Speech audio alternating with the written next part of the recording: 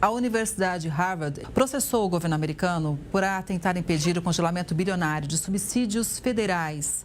O bloqueio aconteceu depois da universidade se recusar a promover políticas de combate ao antissemitismo e a encerrar o programa de diversidade de gênero. Duas exigências do presidente Donald Trump. Na semana passada, o presidente da instituição afirmou que não iria ceder às pressões da Casa Branca.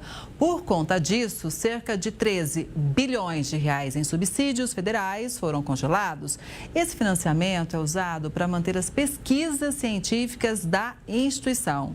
E quem chega para fazer uma análise é o Vitélio Brussolin, que é professor de Relações Internacionais da Universidade Federal Fluminense e também pesquisador de Harvard. Vitélio, boa tarde. Como é que você tem acompanhado essas notícias, né? Você que conhece Harvard tão bem. Boa tarde, Kelly. Boa tarde a todos. Olha, eu tenho acompanhado com pesar, né? Porque eu passei alguns anos da minha vida em Harvard. A universidade atrai pessoas do mundo inteiro, foi meu caso. Fiquei muito feliz quando lá em 2012 fui aceito pela primeira vez.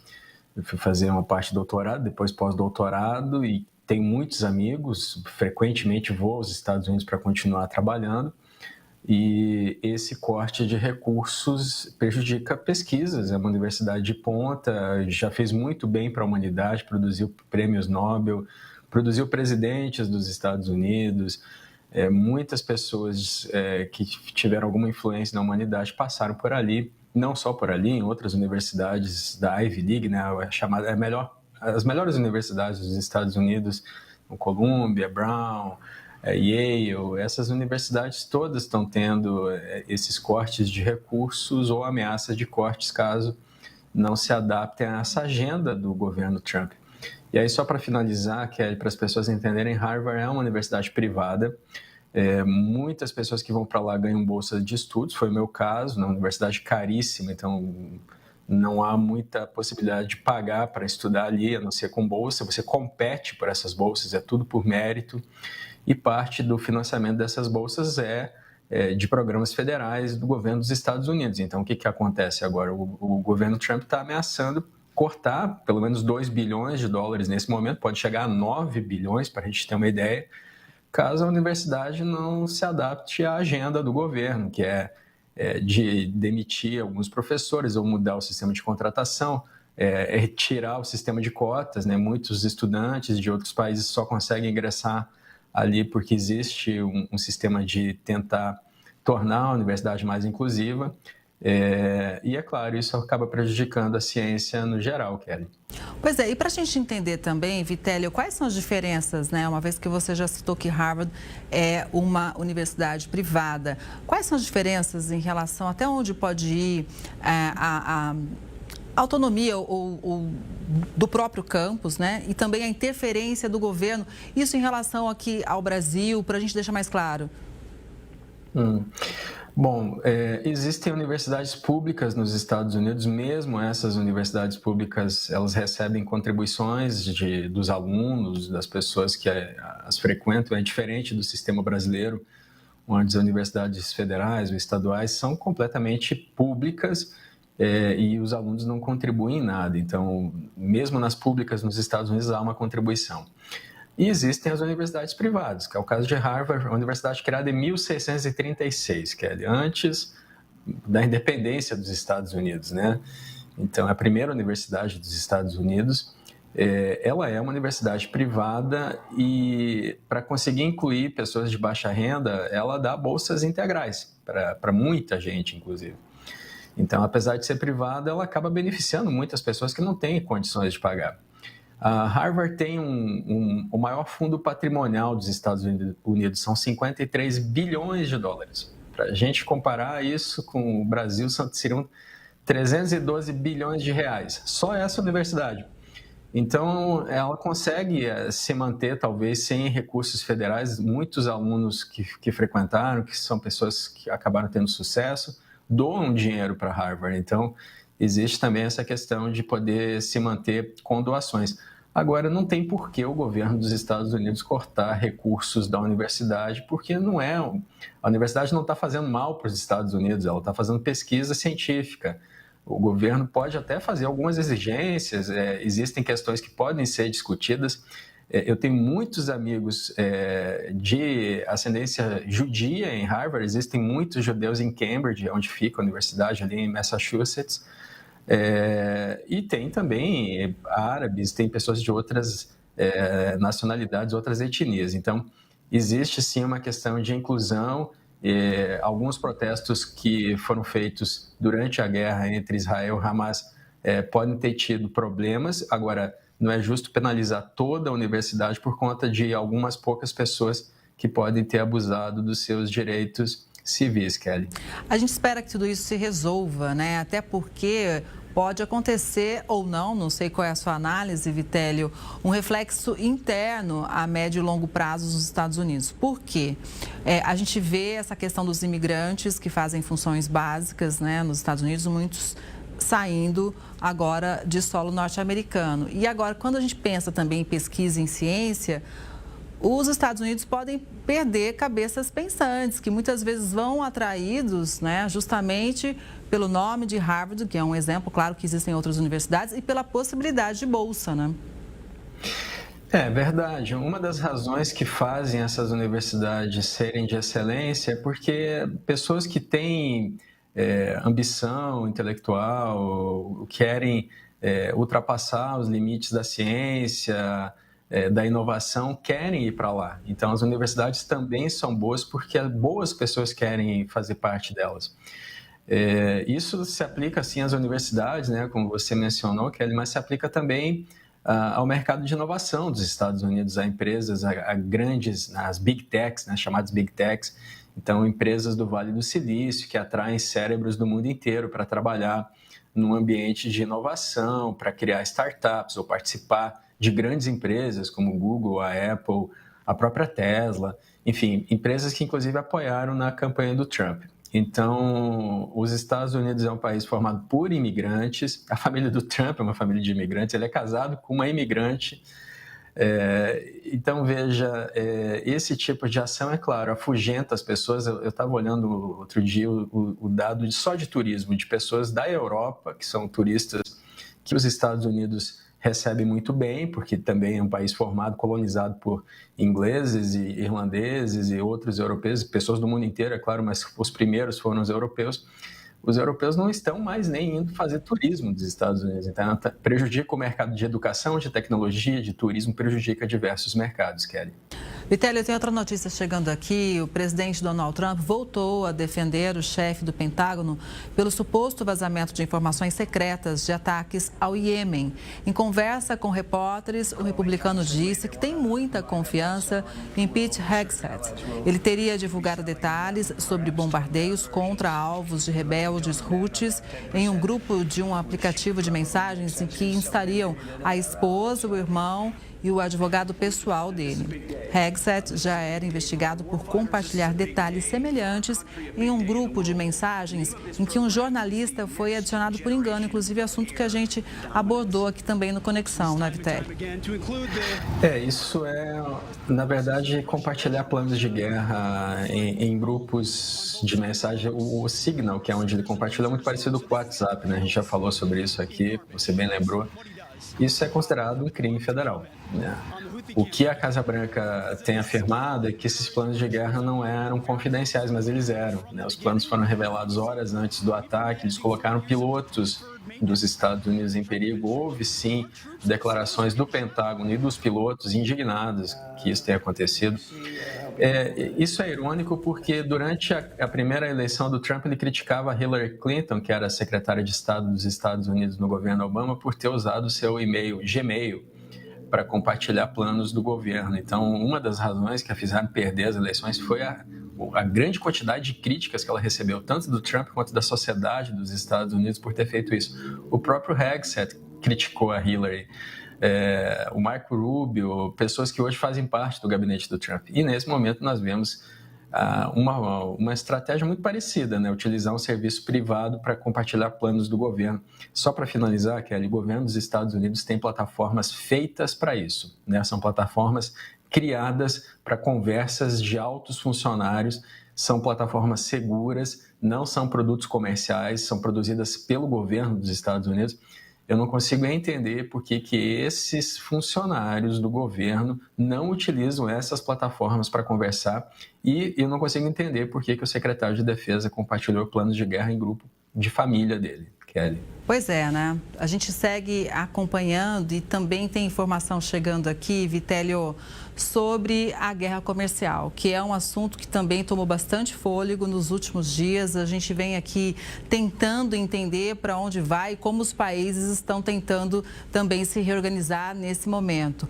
Olha, a China, Vitélio, afirmou que vai retalhar países que firmarem acordos comerciais com os Estados Unidos, caso isso vá de encontro aos interesses do país. O comunicado do governo asiático diz que respeita todas as partes que buscam resolver as diferenças econômicas com os Estados Unidos, mas vai se opor firmemente a qualquer parte que tente fechar um acordo em detrimento da China. Inclusive, a China também já se posicionou de maneira firme, diz que vai manter a posição em relação às tarifas, né? Além disso, ameaçou ir para a Organização Mundial do Comércio e denunciar os americanos. A gente esperava, né, que fosse haver um acordo entre esses dois gigantes, né, Vitélio? Mas, por enquanto, o clima ainda é de muita tensão.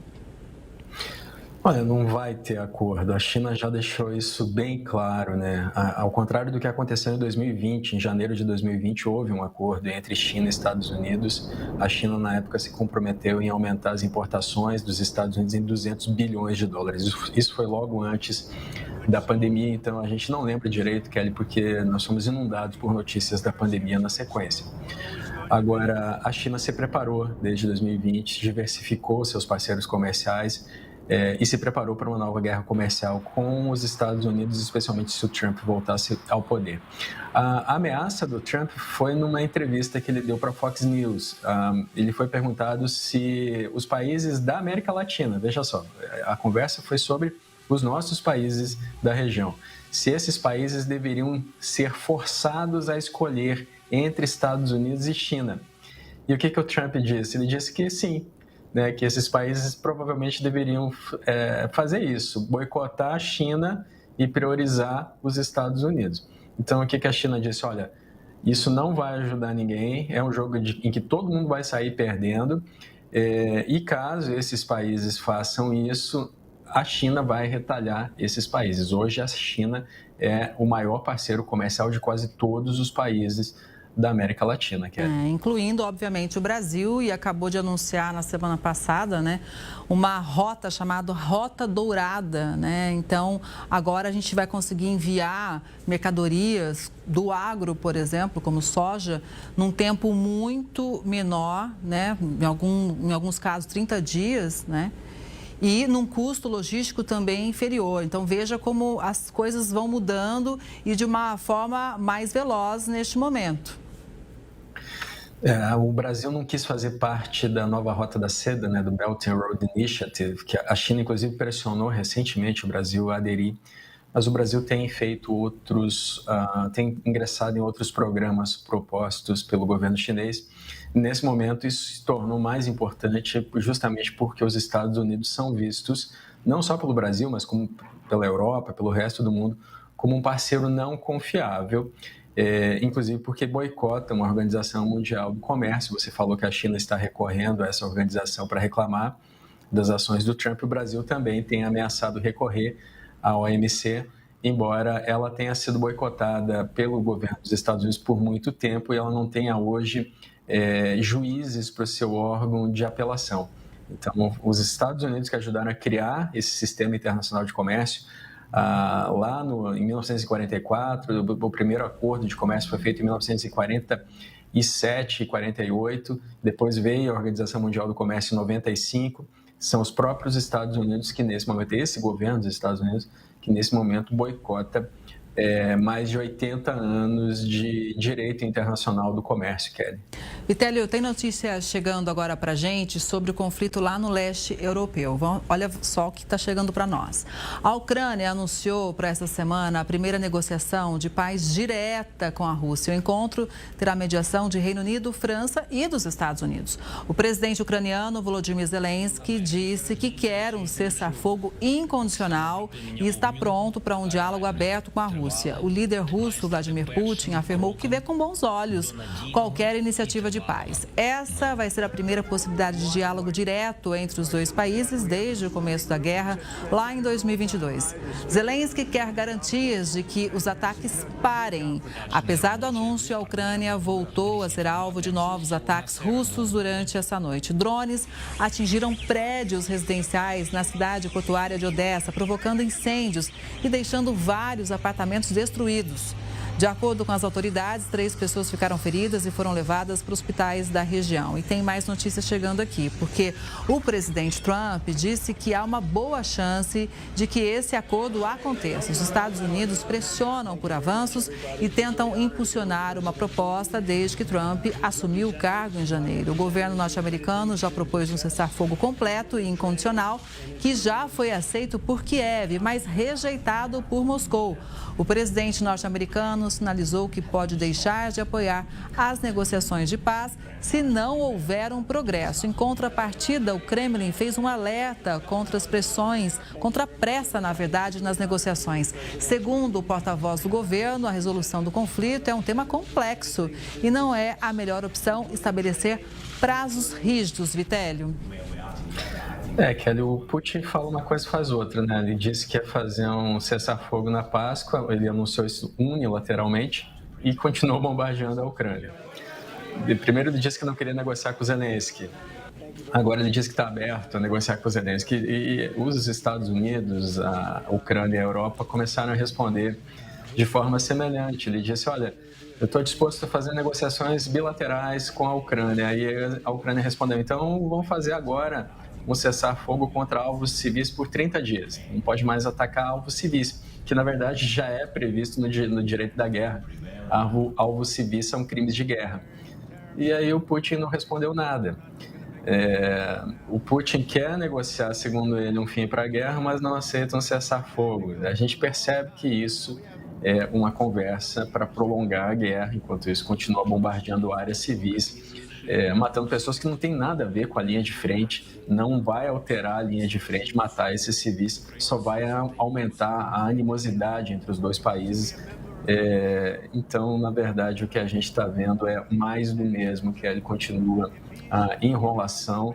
O Zelensky disse que ações valem mais do que palavras, e isso se aplica, sobretudo, ao presidente Putin nesse momento, Kelly. Pois é, Vitélio, a gente sabe, né, que o Putin está mais alinhado à China e Rússia estão mais alinhados ao Irã, né, que vê os Estados Unidos como um grande inimigo. Caso o Putin continue nessa enrolação, digamos, né, para esse cessar-fogo, para esse acordo, o que a gente pode prever no futuro, né? Dá para a gente, neste momento, arriscar como ficaria a tensão entre Trump e Putin? O Putin está dizendo para o Trump não bombardear o Irã, né? O Trump tem ameaçado bombardear o Irã por causa do programa nuclear, tem dito que se não chegar a um acordo vai usar os seus bombardeiros, os B-2 Spirit, que já estão posicionados, já tem 6 próximos ao Irã para bombardear. São caças furtivos, não podem ser detectados por radar. Agora, existe já um eixo formado, né? A China é o parceiro sênior, a Rússia depende da China, o Irã fornece os drones Shahid, que a Rússia usa para atacar a Ucrânia, a Coreia do Norte enviou soldados para a região de Kursk, apoiando os soldados russos, e na América do Sul tem a Venezuela, que recebe armamento e treinamento tanto da China quanto da Rússia. Então, já existe uma formação de países aliados, e esses países conectam a guerra na Ucrânia com a guerra no Oriente Médio, já que o Irã é também o país que financia os grupos que atacam Israel, o Hamas, os Houthis do Iêmen, a Jihad Islâmica na Palestina, o Hezbollah no Líbano, Kelly. Pois é, posto todo esse emaranhado, né, a gente vê que realmente esse acordo de cessar-fogo ali no leste europeu tá difícil, né, de sair. São muitos fatores, não é, Vitélio? Infelizmente, o que a gente vê é a Ucrânia sendo bombardeada todos os dias. Esse acordo não deve sair porque o Putin não quer terminar a guerra na Ucrânia. Todos os países bálticos vêm dizendo isso há anos. A Estônia, a Letônia, a Lituânia, a Polônia, esses países que já fizeram parte da União Soviética. Kelly, ninguém na Europa hoje acredita que o Putin queira parar a guerra na Ucrânia ali onde ele está. Existe um plano, já dito várias vezes pelo próprio Putin, escrito em artigos do Putin, um artigo publicado em meados de 2021, 6 meses antes dele invadir a Ucrânia, no site do Kremlin. Ele quer reconstruir um poder imperial da Rússia, um poder que se compara ao que era a extinta União Soviética, que ele disse que foi a dissolução da União Soviética, foi a maior catástrofe do século XX. Então, a Europa, nesse momento, se arma 800 bilhões de euros por conta disso. Da União Europeia, dos 27 países da União Europeia, o único que não acredita no expansionismo do Putin é o Orbán da Hungria, que é o maior aliado do Putin dentro da União Europeia. Então, é por isso que o Putin não quer parar a guerra na Ucrânia, porque ele não quer só a Ucrânia, Kelly. Pois é, e algo que a Europa toda vem alertando já há bastante tempo e que a gente já analisou juntos aqui também no Conexão. Vitélio, sempre é bom contar com você, muito importante para a gente. Uma boa tarde para você e até a próxima. Sempre um prazer. Obrigado pelo convite. Até logo.